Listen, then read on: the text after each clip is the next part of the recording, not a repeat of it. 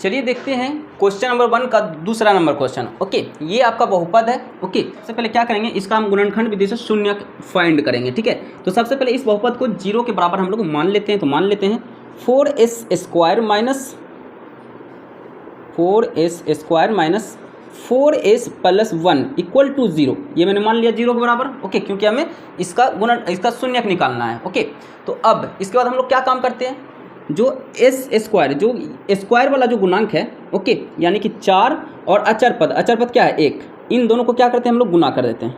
तो इन दोनों को हम लोग क्या करेंगे, गुना कर देंगे। तो 4 गुना 1 कितना आएगा, 4 आएगा। यानी 4 का ऐसा गुणनखंड आप करो कि गुणनखंड करने पर आपको -4 मिले। ओके, तो यहाँ पे हम लोग जानते हैं, चेक करते हैं कि 4 का गुणनखंड क्या क्या होता है। तो यहाँ पे हम चेक कर रहे हैं, तो हम पता हमें चल रहा है कि 4 गुना 1, 4 का एक गुणनखंड हो गया। 4 का दूसरा गुणनखंड हम लिख सकते हैं 2 गुना 2, 2 दूनी 4, ये भी इसका गुणनखंड हो गया। अब हमें कौन सा गुणनखंड यहाँ हम अप्लाई करें कि -4 हमें मिल जाए, वो आपको यहाँ पे चेक करना है।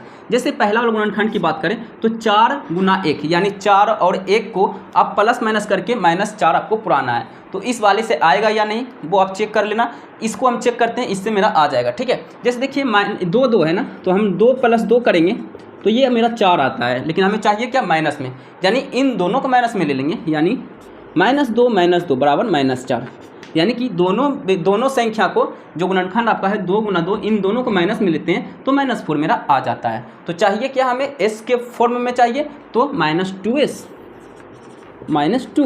इस तरह हम लोग लिख लेंगे।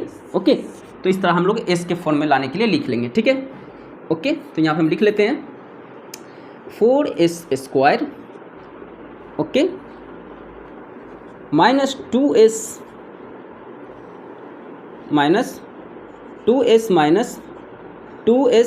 Plus 1 equal to 0।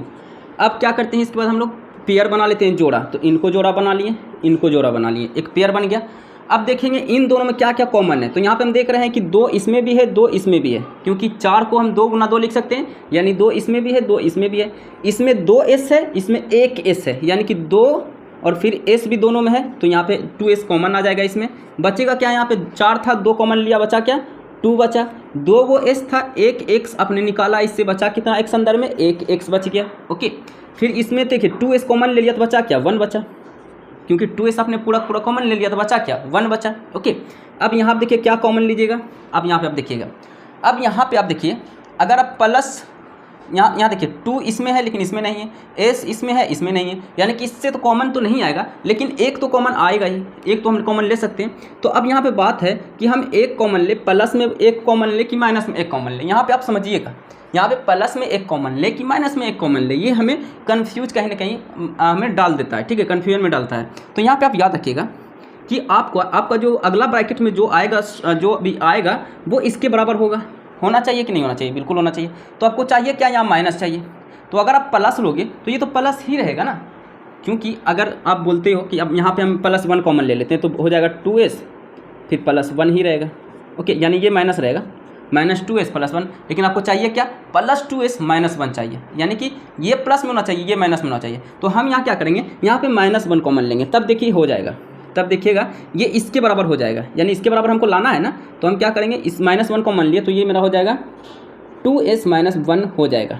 विश्वास नहीं हो रहा तो गुना करके देख लो, देखो कितना आया, -1 × 2s - 1 है ना। तो इसको हम गुना कर देते हैं, तो माइनस प्लस माइनस यानी -2s, क्योंकि 1 से गुना करेंगे तो 2s ही रह जाएगा। फिर माइनस क्या हो जाएगा, प्लस, यानी +1।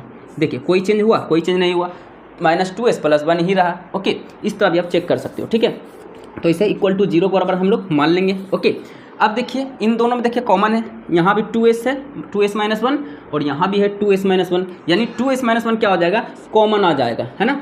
ये सब काम हम कर रहे हैं रफ में, ठीक है, समझाने के लिए आपको कर रहे हैं। आप एग्जाम में ये सब काम आप मत करना, ठीक है। मैं आपको समझाने के लिए बस यहाँ पे लकीर का इस्तेमाल कर रहा हूँ, ठीक है।